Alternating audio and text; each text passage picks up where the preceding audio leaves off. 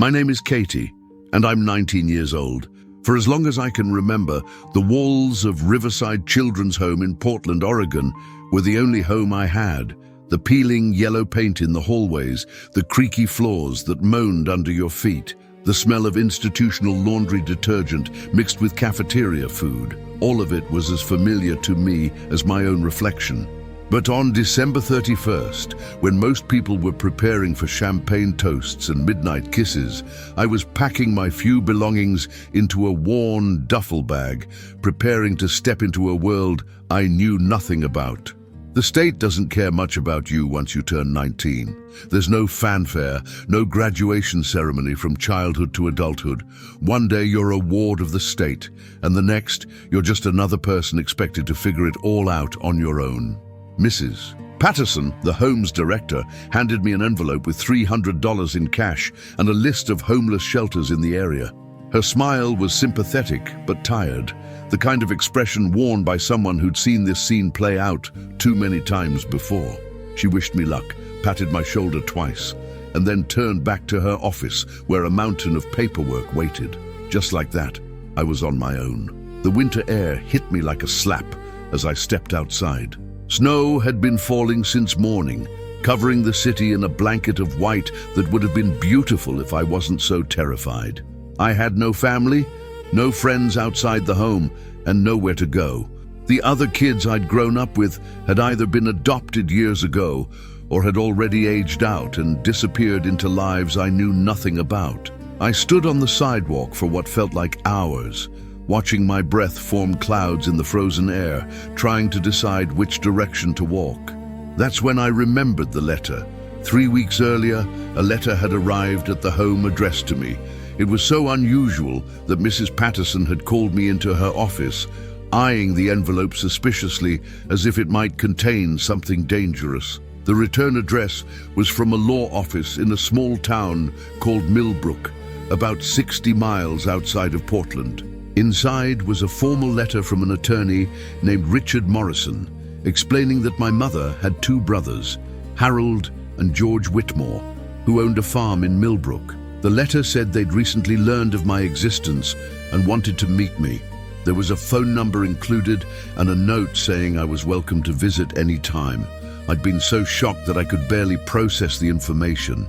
My entire life I'd been told I had no family, that my mother had died when I was 3 and there was no one else. The idea that I had uncles, real blood relatives who apparently wanted to know me, seemed too good to be true. But I'd been disappointed too many times in my life to get my hopes up. I'd tucked the letter away in my drawer and tried not to think about it. The fear of reaching out and being rejected was worse than not knowing at all. But now, standing in the snow with nowhere to go and $300 that wouldn't last more than a few weeks, I pulled that crumpled letter from my coat pocket and stared at it. The ink had smudged slightly from where my fingers had traced over it countless times in the past 3 weeks. I looked up at the grey sky, watching the snowflakes fall, and made a decision. What did I have to lose? If they turned me away, I'd be no worse off than I was right now. But if there was even a chance of finding a place to belong, I had to try. I walked 6 blocks through the snow to the bus station, my fingers numb despite my gloves, my nose running from the cold. The station was crowded with people trying to get home before the New Year's Eve celebrations began.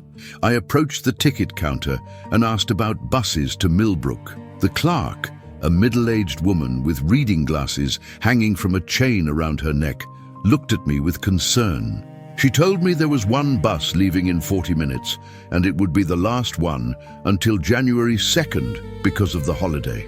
The ticket cost $62.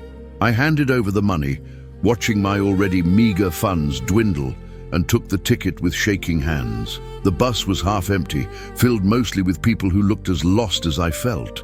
I chose a seat near the back, pressed my face against the cold window, and watched Portland disappear behind me. The city lights gave way to darker roads, small towns, and eventually to stretches of farmland covered in snow. I must have dozed off because I jerked awake when the driver announced we were approaching Millbrook. My heart was pounding so hard I could hear it in my ears. This was it. There was no turning back now. Millbrook was the kind of town that probably looked charming in tourist brochures, but felt lonely and isolated in the middle of winter.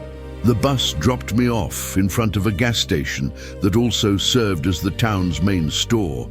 It was nearly 7 in the evening, and most places were already closed for the holiday. I stood under the flickering fluorescent lights of the gas station, pulling out the letter again and staring at the address, Whitmore Farm, 4127 County Road 12. The attendant inside the gas station was a young guy, probably in his early 20s, with a name tag that read Brandon. When I asked him for directions to County Road 12, he looked up from his phone and studied me for a moment with curiosity. He asked if I was visiting the Whitmore brothers, and when I nodded, something shifted in his expression, not quite pity, but a kind of concerned awareness. He told me the farm was about 4 miles outside of town, too far to walk in this weather, especially after dark. He said he was closing up in 10 minutes and could give me a ride since it was on his way home. I hesitated, remembering every warning about strangers I'd ever heard, but what choice did I have? I thanked him and waited while he locked up the store. Brandon's truck was old and rattled loudly, but it was warm, and that was all that mattered. As we drove through the darkness, he tried to make small talk, asking where I was from and what brought me to Millbrook on New Year's Eve. I kept my answers vague, not ready to share my story with a stranger. He seemed to sense my reluctance and shifted to talking about the town instead. He mentioned that the Whitmore brothers kept to themselves mostly, that they'd been farming the same land for over 40 years, and that people in town respected them, but didn't know them well. Harold was 73, and George was 70, he said, and they'd never married or had kids. They were known for being fair but stubborn, the kind of men who believed in hard work and didn't trust outsiders much. The information made my stomach twist with anxiety. What was I doing showing up unannounced at the home of 2 elderly men who barely knew I existed? Maybe this was a terrible idea. Maybe I should ask Brandon to turn around and take me back to the bus station. But before I could find the courage to speak, he turned onto a narrow road marked by a weathered sign that read, County Road 12. The truck's headlights illuminated a landscape of snow-covered fields and barbed wire fences. After what felt like forever, Brandon slowed down and pointed to a mailbox with the number 4127 painted on it. Beyond it, a long driveway led to a farmhouse with lights glowing in the windows. Brandon pulled up to the mailbox and put the truck in park. He asked if I wanted him to wait to make sure someone was home, but I shook my head and thanked him for the ride. I needed to do this alone. As his taillights disappeared back down the road, I stood in the cold silence, staring at that farmhouse. It was a 2-story structure that had probably been white once, but had faded to a dull gray. A large barn stood off to the left, and several other outbuildings were scattered across the property. Smoke rose from the chimney, and I could see shadows moving behind the curtained windows. They were home. I forced my feet to move, one step after another, up that long driveway. The snow crunched under my boots, and my breath came out in rapid puffs. When I finally reached the front porch, I stood there for a full minute before I could bring myself to knock. The sound seemed too loud in the quiet night. I waited, hearing movement inside, footsteps approaching. The door opened, and I found myself face to face with an old man who looked like he'd stepped out of a different era. He was tall and lean, with a weathered face that spoke of decades spent working outdoors. His grey hair was neatly combed, and he wore suspenders over a flannel shirt. His blue eyes studied me with a mixture of surprise and something I couldn't quite identify. Before I could speak, before I could introduce myself or explain why I was standing on his porch on New Year's Eve, he said my name, Katie, just like that, as if he'd been expecting me, as if he knew exactly who I was. The sound of my name from his lips, spoken with such certainty, broke something inside me. All the fear and loneliness and uncertainty of the past few weeks came rushing to the surface. I tried to speak, but my voice came out as barely a whisper, asking if he was Harold or George. He said he was Harold, and then he did something I didn't expect. He opened the door wider and told me to come inside before I froze to death. There was no hesitation, no questions about why I'd come or how I'd found them. Just an invitation into the warmth. The inside of the farmhouse was exactly what you'd expect from two elderly bachelors. Clean but cluttered with the accumulation of decades. The furniture was old but sturdy, the kind that was built to last. Quilts were draped over the backs of chairs, and photographs covered nearly every surface. The smell of something cooking filled the air, and I realized how hungry I was. Harold called out for George, and another man appeared from what I assumed was the kitchen. He was shorter than Harold, stockier, with kind eyes behind wire-rimmed glasses. When he saw me, he stopped in his tracks, his mouth opening slightly in shock. Harold introduced me, saying I was Catherine's daughter, their niece Katie. The way they both looked at me then, with such intensity and emotion, made me understand that this moment meant as much to them as it did to me. George recovered first, moving forward to take my duffel bag and coat. His hands were shaking slightly, and I noticed his eyes were wet. He kept saying he couldn't believe I was here, that they'd hoped I might come but weren't sure I'd received the letter or would want to meet them.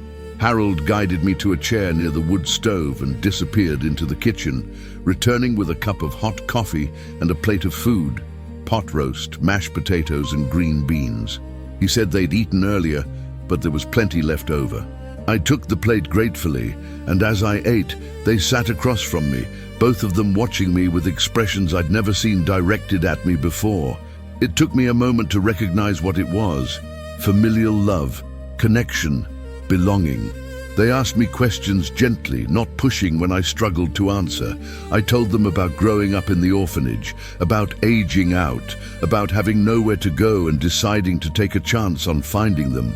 Harold's jaw tightened when I talked about the orphanage, and George's hands clenched into fists. When I finished, there was a long silence. Then Harold leaned forward and told me something that changed everything. He said they hadn't known I existed until 6 months ago. My mother, Catherine, had been their younger sister. She'd left home when she was 18, rebellious and determined to live life on her own terms. She'd moved to Portland, and they'd lost touch with her. Their relationship strained by arguments and stubbornness on all sides. They'd tried to find her over the years, but she'd covered her tracks well. It wasn't until a private investigator they'd hired finally tracked down death records that they learned she'd died 17 years ago and that she'd had a daughter who'd been placed in state care. George's voice broke as he explained that they'd immediately tried to gain custody of me, but the system made it nearly impossible. They were considered too old, and because they'd had no contact with Catherine for so many years, they couldn't prove a meaningful family relationship. Their lawyer had fought for months, but by the time they'd exhausted all legal options, they were told it would be better to wait until I was older, until I could make my own choice about whether to have a relationship with them. So they'd waited, counting down the days until I turned 19 and they could reach out without interference from the state. If you've made it this far in my story, I want to ask you something. Could you hit that subscribe button? I share these stories because I believe we all need to know we're not alone in our struggles, and your support helps me keep doing this. Also, I'd love to know, have you ever taken a leap of faith that changed your life? Drop a comment below and tell me about it. Sometimes the scariest decisions lead us exactly where we need to be. The weight of their words settled over me like a heavy blanket. All those years I'd spent thinking I was unwanted, that I had no one in the world who cared whether I lived or died, and these two men had been fighting for me, waiting for me, hoping for this exact moment. I didn't realize I was crying until George handed me a handkerchief, his own eyes glistening with unshed tears. Harold cleared his throat roughly and said that if I wanted to stay, even just for a few days, I was welcome. Their home was my home for as long as I needed it. The offer was so simple, so genuine, that I couldn't find words to express what it meant to me. I just nodded, clutching that handkerchief like a lifeline. That first night, they showed me to a bedroom on the second floor that they said had been my mother's when she was young. The room was frozen in time, with faded floral wallpaper and a patchwork quilt on the bed.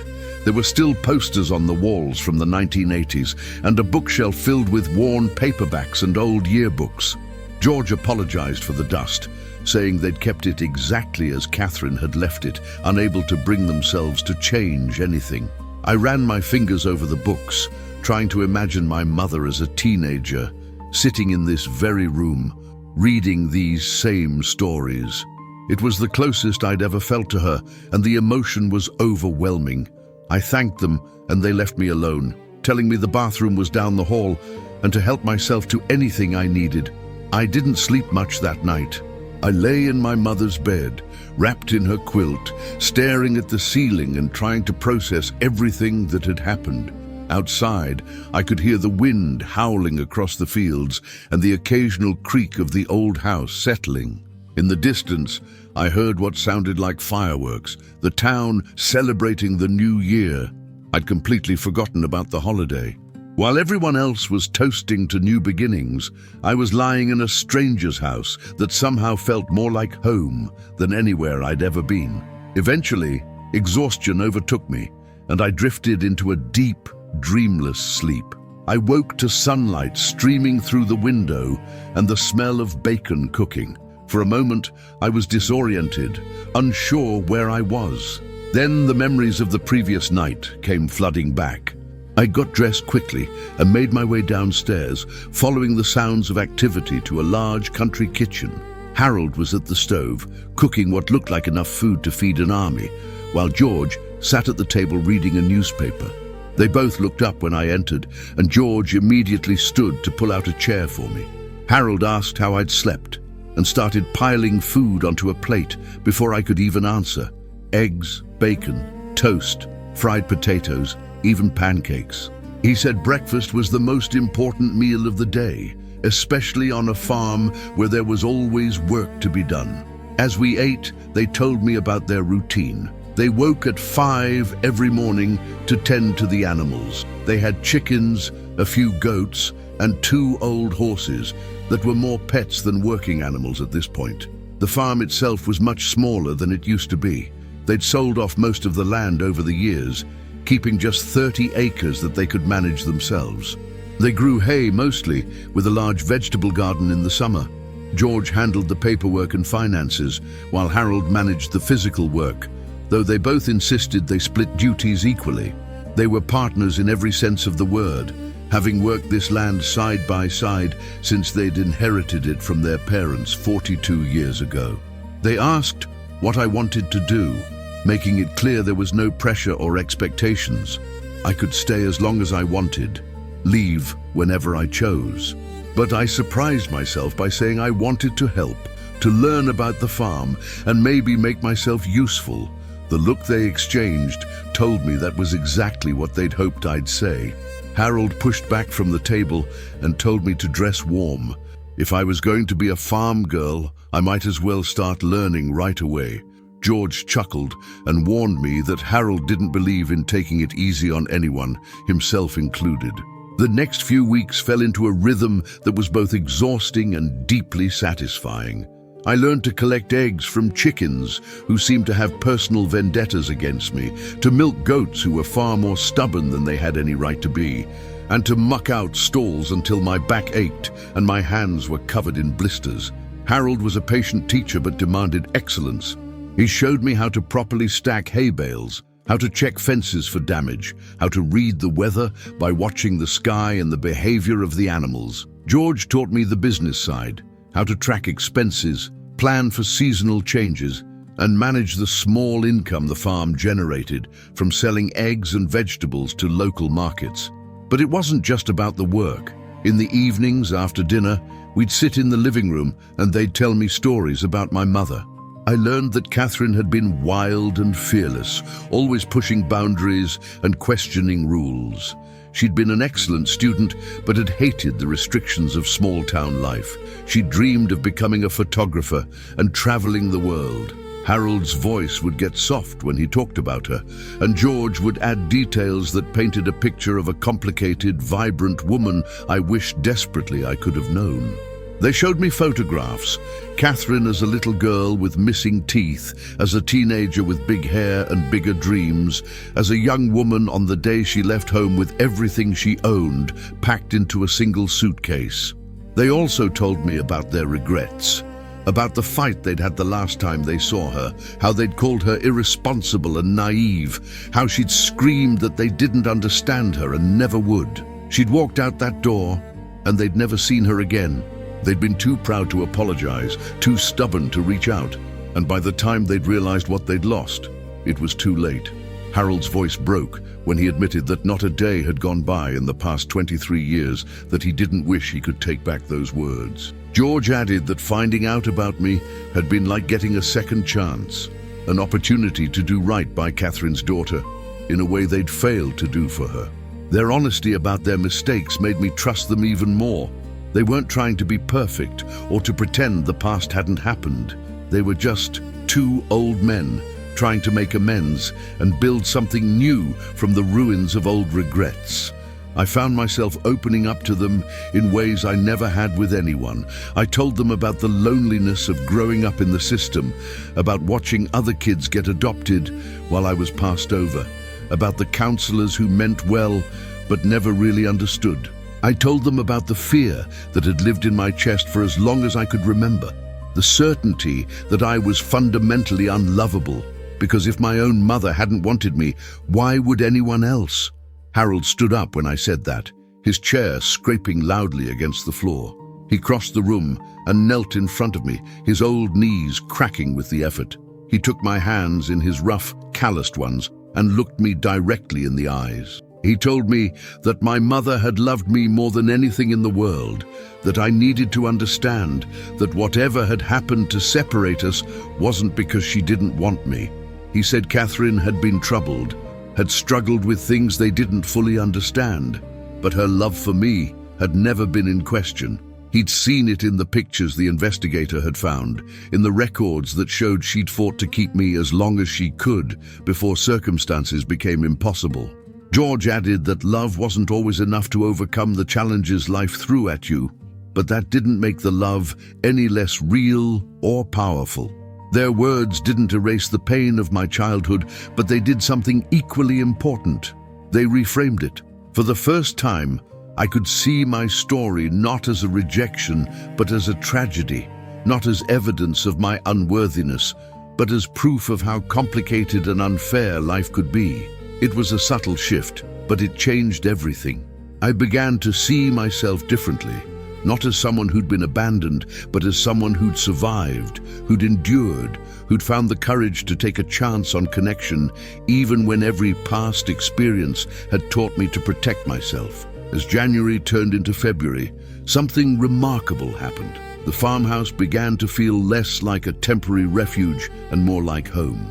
I learned where the squeaky floorboards were, which burner on the stove heated the fastest, how Harold liked his coffee and how George preferred his eggs.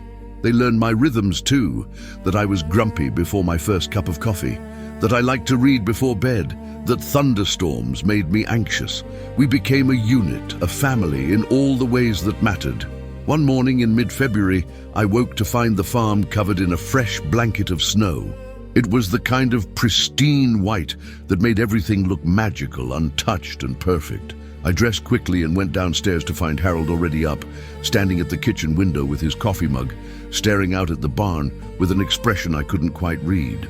When I asked if everything was okay, he turned to me with a strange smile and said there was something he and George wanted to show me. He told me to eat breakfast first and bundle up warm. George appeared from the hallway, already dressed in his heavy coat and boots, his eyes twinkling with something that looked like anticipation. After a quick breakfast, they led me outside and across the yard toward the large barn I'd noticed on my first night but hadn't yet explored. Harold explained that most of the barn was used for storing hay and equipment, but there was a section they'd kept locked for years. As we approached the big wooden doors, George pulled out a key ring and selected an old brass key. The lock was stiff from disuse, and it took him several tries to get it open.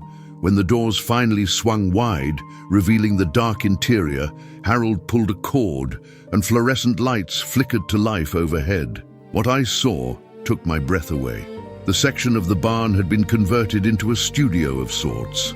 Large windows had been installed along one wall, letting in natural light. There were tables covered with photography equipment, cameras, lenses, lighting umbrellas, and developing trays. One entire wall was covered with photographs, hundreds of them, pinned up in no particular order.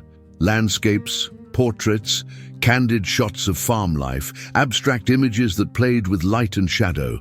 They were all stunning, professional quality, and as I stepped closer, I realized they were all taken by the same person. In the corner of each photo was a small signature, C. Whitmore. My mother had been a photographer. More than that, she'd been talented, really talented. I moved through the space like I was in a dream, touching the cameras carefully, studying the photographs with tears streaming down my face.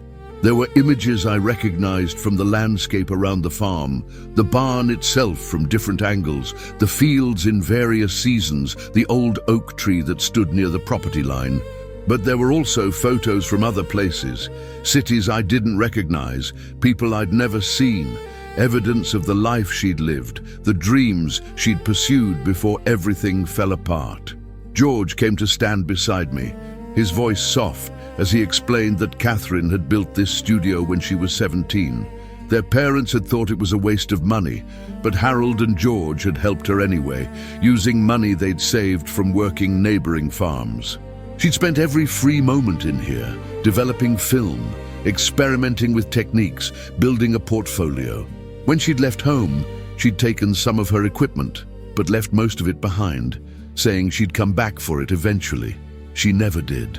After they'd learned of her death, Harold and George had locked up the studio, unable to face going through her things. They'd left it exactly as she'd left it, a time capsule of her dreams and talent. Harold moved to one of the tables and picked up a worn leather portfolio. He brought it to me, his hands trembling slightly. Inside were more photographs, but these were different, more personal, more intimate. There were self-portraits of my mother, showing her at different ages, in different moods. Defiant, joyful, contemplative, angry. I saw myself in her features, in the shape of her eyes and the curve of her smile. There were also photographs of the farm, of Harold and George working side by side, of their parents who I'd never met. Near the back of the portfolio, I found something that made my heart stop.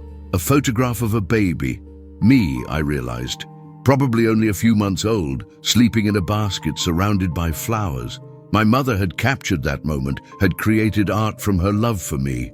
George explained that they'd found the portfolio and several others in a storage unit in Portland that Catherine had rented under a different name. The investigator had tracked it down along with a few other belongings.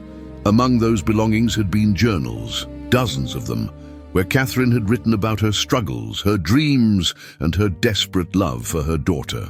George said I could read them whenever I was ready, but he wanted me to know that every page was filled with evidence that I had been wanted, cherished, and loved beyond measure. My mother's demons had won in the end, but not because she hadn't fought like hell to stay for me. I don't know how long I stood there, holding that portfolio, crying so hard I could barely breathe.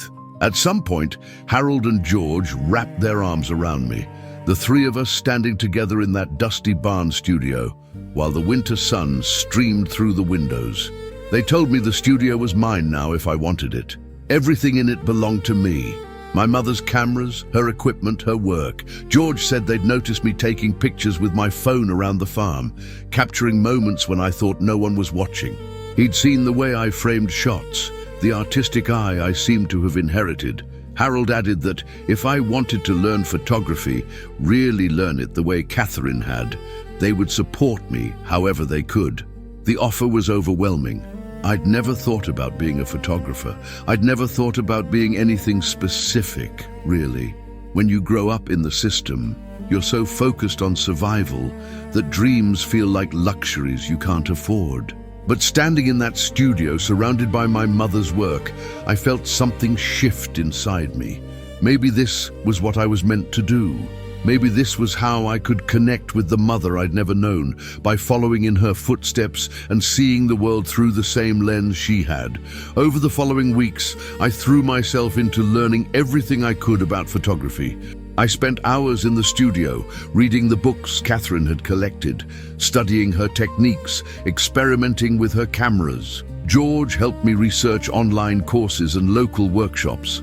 Harold became my first subject, complaining good-naturedly every time I asked him to pose or wait while I adjusted the lighting. I photographed everything: the farm, the animals, the changing light throughout the day, the small moments that made up our daily lives. Some of my early attempts were terrible, clumsy and poorly composed, but I could see myself improving with each roll of film I developed. George suggested I might want to document the farm's daily operations, creating a photojournal of rural life. The idea excited me, and I began a project I called 4 Seasons, planning to photograph the farm through an entire year, showing how the work and the landscape changed with each season. Harold got into the spirit of it, even suggesting shots he thought would be interesting.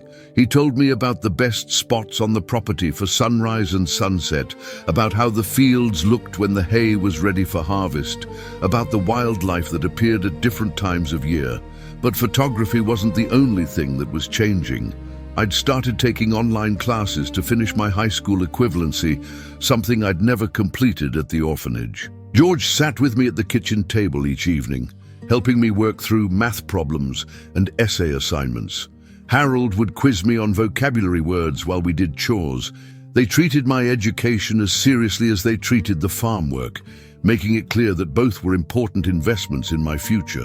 When I passed my final exam in early April, they threw me a celebration dinner, complete with a cake George had attempted to bake himself. It was lopsided and the frosting was too sweet, but it was the most delicious thing I'd ever tasted because it was made with love. As spring arrived and the farm came back to life, I realized I'd been living with Harold and George for over 4 months. What had started as a desperate gamble on New Year's Eve had become the foundation of a real life. I had a home, a family, and a purpose.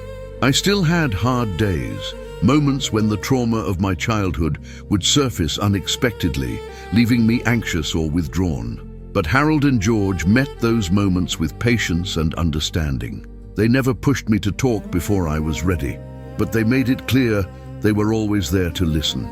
George found a therapist in the nearest city, someone who specialized in childhood trauma, and drove me to appointments twice a month without complaint.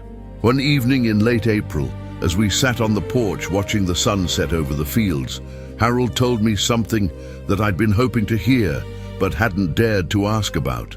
He said they'd been to see their lawyer, Mr. Morrison, the same one who'd sent me that first letter. They wanted to make everything official, to legally establish me as their next of kin and heir to the farm. More than that, they discussed the possibility of adoption, of making me their daughter in the eyes of the law, as well as in their hearts.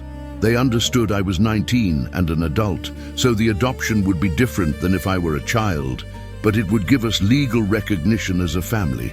They wanted me to know that this farm, this home, would always be mine, that I would never again have to worry about having nowhere to belong. I couldn't speak. The lump in my throat was too big, the emotions too overwhelming. George reached over and took my hand, his grip strong and steady. He said there was no pressure, that I should take all the time I needed to think about it. But I didn't need time. I'd already made my decision the moment they'd opened their door to me on New Year's Eve. I nodded, tears streaming down my face, and whispered, yes. Yes to the adoption. Yes to the farm. Yes to this family we'd built from the ruins of loss and regret. The adoption process took several months to complete, involving paperwork, court appearances, and official declarations. Mr. Morrison guided us through every step with patience and professionalism.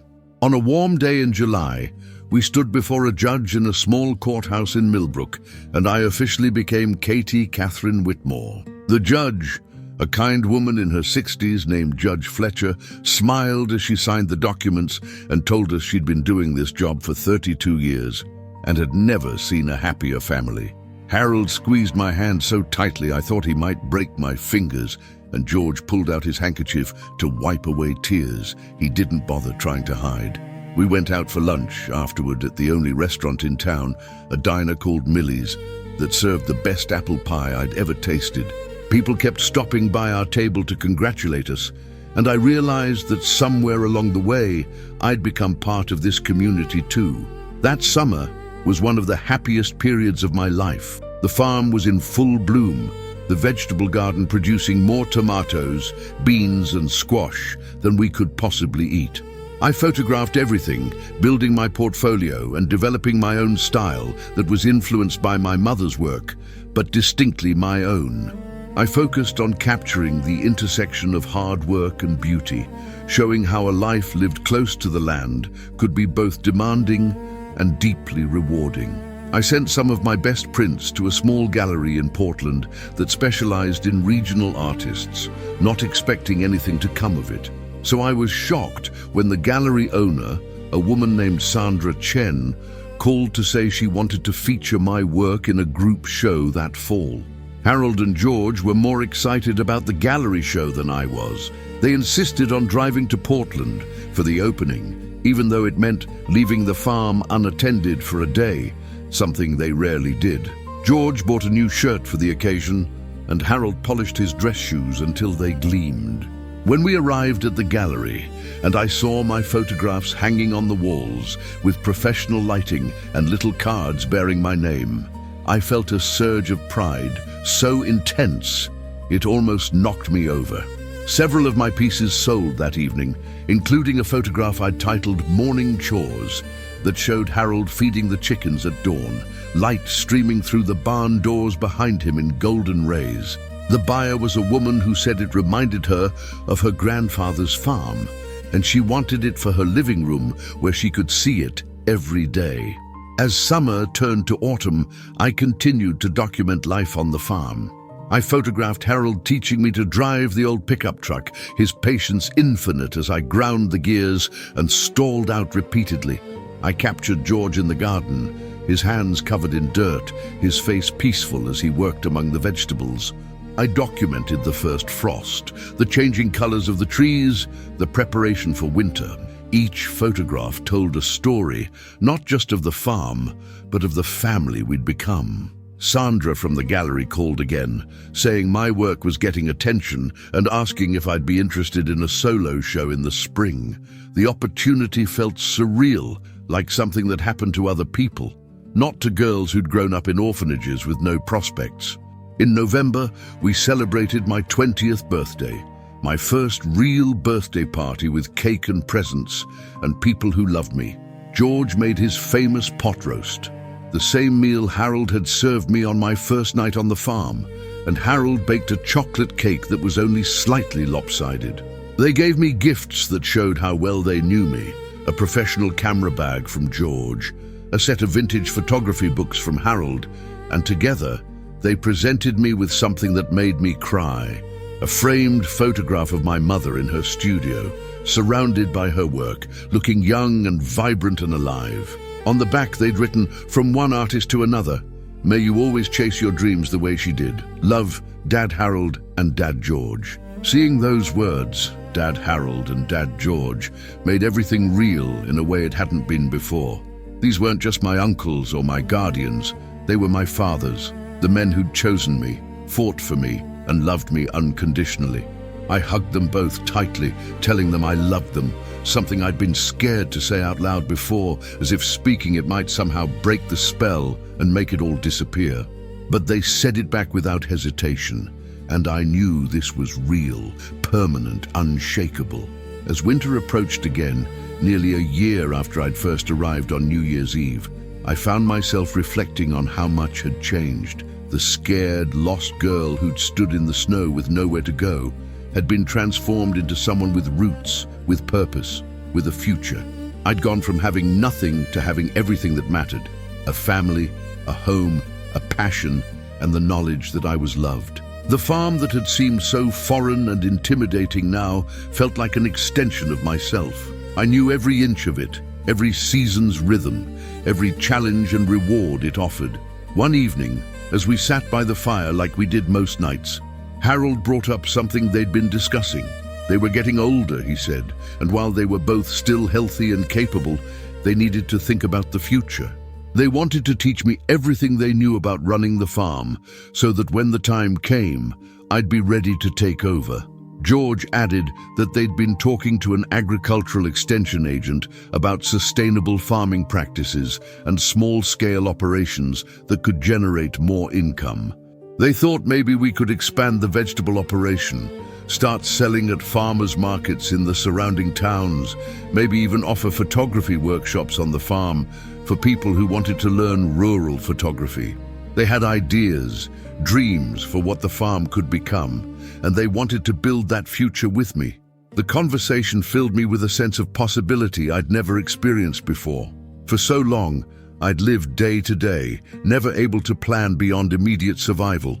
Now I was being invited to dream years into the future, to imagine a life built on this land with these people. I shared some ideas of my own. Maybe we could offer farm tours, create an online presence for my photography that showcased rural life, partner with local schools to teach kids about where their food comes from. Harold and George listened intently, nodding and adding suggestions, treating my ideas with the same respect they gave their own. We were partners, a team, building something together. As New Year's Eve approached once again, I found myself thinking about the journey that had brought me here. A year ago, I'd been completely alone, terrified, standing in the snow with nothing but a letter and a desperate hope. Now I was standing in a warm kitchen, making dinner with my fathers, planning for a future I could actually believe in. We'd decided to celebrate the holiday properly this time. George had bought sparkling cider, and Harold had made his special cheese ball that he only made for important occasions. We planned to stay up until midnight, something none of us usually did, to toast to the year behind us and the years ahead. As the clock approached midnight, we bundled up and went outside to watch the fireworks from town, distant, colorful bursts in the dark sky. Standing between Harold and George, their arms around my shoulders, I felt a completeness I hadn't known was possible. This was what family was supposed to feel like. Not perfect, not without its challenges, but solid and real and full of love. Harold raised his glass of cider and proposed a toast to second chances, to the courage it takes to reach out when you're scared, and to the family we'd built from the ashes of loss. George added his own toast to Catherine, whose love had brought us all together even in her absence, and to the future we were building in her honor.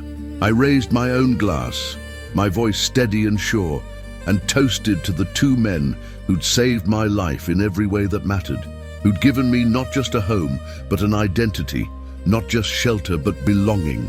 As the clock struck midnight and the new year began, I understood that life didn't have to be defined by where you started, but by where you chose to go and who you chose to love. My beginning had been hard and lonely, but my present was full of warmth and possibility, and my future stretched out before me like the fields surrounding our farm, vast, open, and full of potential. The journey from that orphanage in Portland to this farm in Millbrook had been terrifying, uncertain, and completely worth it. I'd learned that family isn't always about blood or biology. Sometimes it's about people who see you, truly see you, and choose to love you anyway. It's about showing up, taking chances, and believing that somewhere out there, there's a place where you belong. For 19 years, I'd been looking for that place. And on one cold New Year's Eve, when I'd had nowhere else to turn, I'd finally found it. Thank you so much for being here with me through this story. If it touched your heart in any way, I'd be so grateful if you'd subscribe to this channel. These stories are about all of us, about finding hope in dark times, about the courage it takes to reach out, and about the families we build when life doesn't give us the ones we expected. I'd love to hear your story too. Have you ever found family in unexpected places? Have you taken a leap of faith that changed everything? Share your experience in the comments below. This community is built on our shared stories, and your voice matters here. What did this story teach you, or what part resonated most with you? Let's talk about it. And remember, no matter where you're starting from today, your story isn't finished yet. The best chapters might still be ahead.